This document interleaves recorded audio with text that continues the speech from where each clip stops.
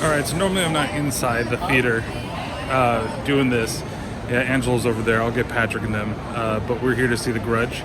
I don't know why I'm seeing this movie. I hated the original. Look, there's people up there. And we'll have to see. Maybe it's a little better. I've been hearing terrible, terrible things about this movie. So hopefully it's not as bad as I think it is. But it possibly could be. So we'll find out after the whole thing is done. Alright. There's Patrick and Crystal walking up. As you can see, this is the food court that leads you into the theater. Angelo and Mary. There's the theater entrance over there. Why, hello, guys. I'm not thinking it's going to be that much of anything. I know you're going to ask me. I hope it's good, but the fact that they showed trailers a week before it came out, barely showed any, and now it's here, probably going to suck. Any ideas from you guys? No idea. I haven't seen the original.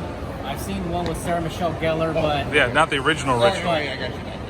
I haven't seen this since it first came out, so I completely forgot it, so I can't do a comparison. But I'm hoping that this one is pretty interesting, but I'm pretty sure they're probably just gonna, since rated R, they probably just step up the violence. That's probably about it. Yeah. Are you going to be scared?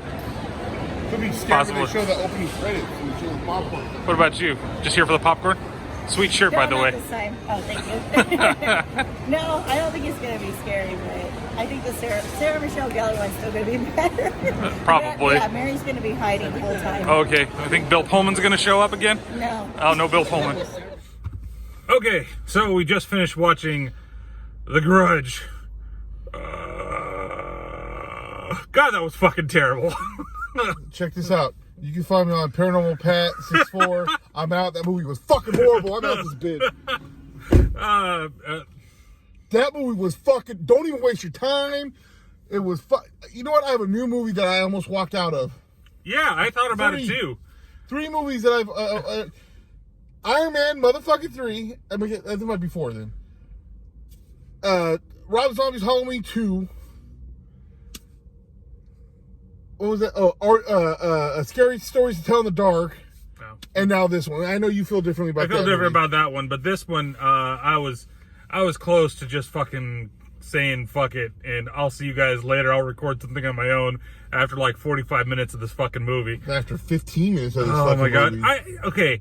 So, spoilers, because I don't give a shit in terms of this movie. And I'm thinking for some of you that are actually going to watch this video, you're not going to give a shit. You might not even be going to see this fucking movie. Please don't. This could be the worst movie of 2020 already. Yeah. And this guy and his fucking lights.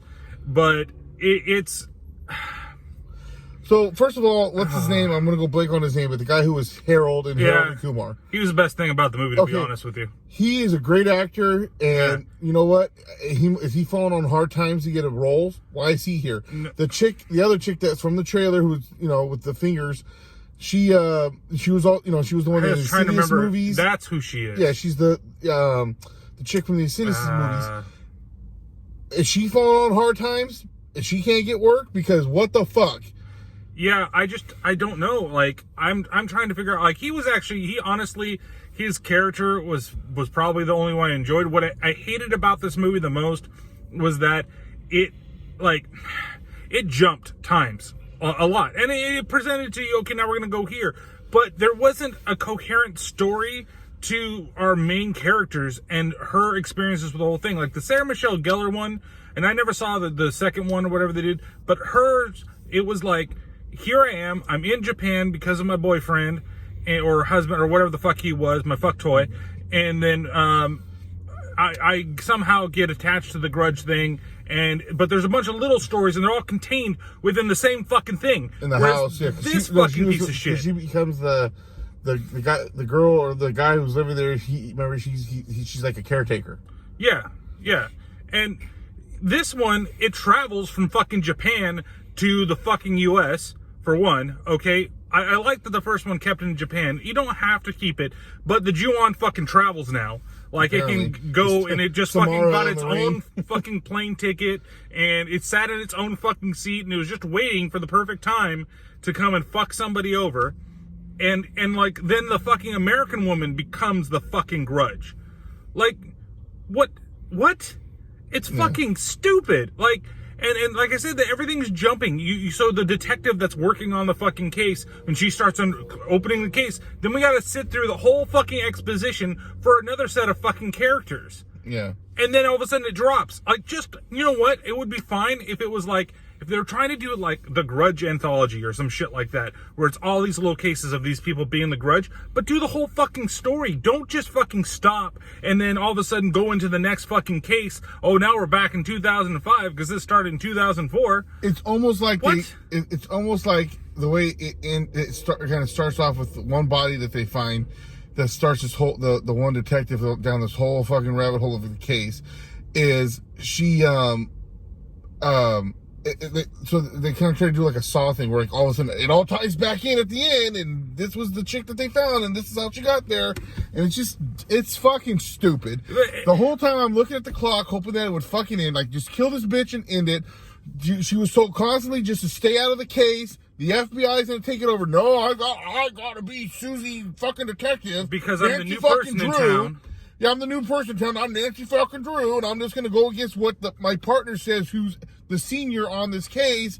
Don't touch it. Don't leave it alone. Oh, no, I got to go do it. And then she fucks herself. The whole time I'm like, just hurry up and kill this bitch.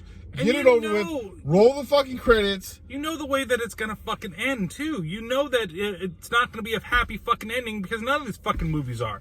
The other thing that kills me is just the setup for every fucking scare is painfully fucking obvious, and there's only one that kind of got me, and it kind of got him at the same time to do with the bed, but everything else is so fucking obvious, and it's not. It's like, even when they do the jump scare with the music, it doesn't do shit. There's no tension, there's no creepiness, there's nothing. It is just a waste. Like, Sam Raimi, how do you attach your name as a producer to this fucking movie? He did? He was? He's a producer of this fucking movie. That was one of the reasons why when I first saw the trailer, I was like, this might actually be good. No, it's just, he's producing the movie, giving somebody their chance to do a big budget Hollywood fucking movie. And Raimi, I love you a lot, but this is, like, if you're promoting this shit, why? Like, I just don't fucking get it. It's slow. It's not terrifying. It has no tension. It's got a shitty fucking structure. And the only thing that remotely would save any part of this are some of the deaths are at least gruesome. But are they worth it? No. Half the time it's you see the aftermath. You don't actually see the fucking killing. The only one that you really see is you see the old lady and in her death when she splats. And then you see the one lady from the beginning of the movie that they find inside the car, and you see her bones go through her body. No, it still wasn't to me. But it's not. But that's what I'm saying. It could be, but it's not a saving grace for this movie. This movie's just it's fucking horrible. It's should never been made, and it was just a total waste of fucking time and money. Yeah, pretty much. Total fucking waste. It's not even worth it to go through. I told them to come in. I said, this is not even worth for me to try and do the podcast. It's terrible, and I could fucking probably rip on it and do everything, but it's not worth my time. It wasn't worth my time to sit here in the movie theater, to sit through 45 minutes of commercials and fucking previews for shit, to go through and then, be this terrible, terrible of a movie. Yeah, this is the Terrible Terror podcast, not the terrible, horrible won't make you want to slit your own fucking wrist podcast. Yeah, that's true. Well, I guess with all that being said, Patrick, what would you give it on a scale of 1 to 5? -5. Okay. -5 kid's face getting smashed at the bottom of a fucking tub. I've also never laughed that loud in a fucking movie, too. He got one. He got the one where she got slammed by the door, which was funny. And then the one where the guy that plays Harold, it's something Cho. I forgot what his first name is, and I'm terrible about that. He goes and hides in a fucking closet. And then it's so fucking the people that were supposed to be the fucking ghosts and shit don't even it doesn't even look it looks all completely animated. It's like the fucking Disney fucking Haunted Mansion ride. There's 3 ghosts. You don't know which one you're going to get to haunt you, but one of them's going to haunt you. And they ruined their own fucking rules. They said that anybody that enters the house is affected by the curse. And there's people that didn't enter the fucking house, and they get affected by the curse. Oh, yeah. Yeah. Right?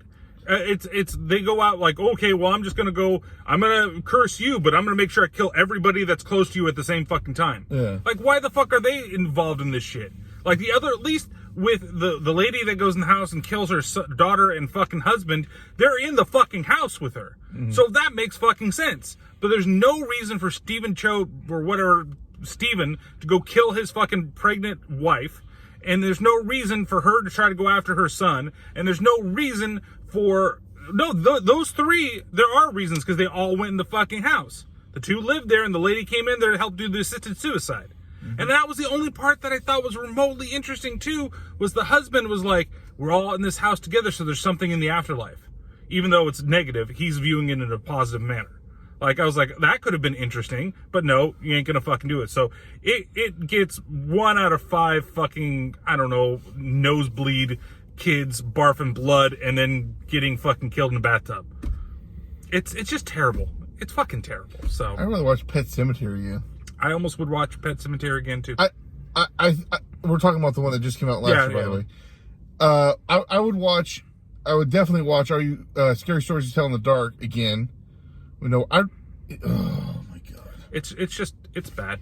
The whole thing is bad. So Paranormal Pat, you can find him, Paranormal Pativity Podcast, Paranormal Pat 64 on all Paranormal Pat 64, yeah, everything except for Facebook and YouTube, which is Paranormal Pativity Podcast. And then the next episode of the Terrible Terror Podcast, he's going to be on it doing Big Trouble in Little China with me. So that was a fun, long-ass podcast that we did. We recorded it earlier today before we saw it, but it'll be out on the 11th, hopefully after this video, not before this video comes out. But you can go out there and you can check it out. Other than that, you know, we'll be around. I don't know what the next movie of 2020 is going to be. I hope it's better than this fucking piece of shit. Ugh. So, we'll catch you guys later. Any last words, Pat? Fuck, I want to tear my eyes out after seeing this movie. All right, ghost titties.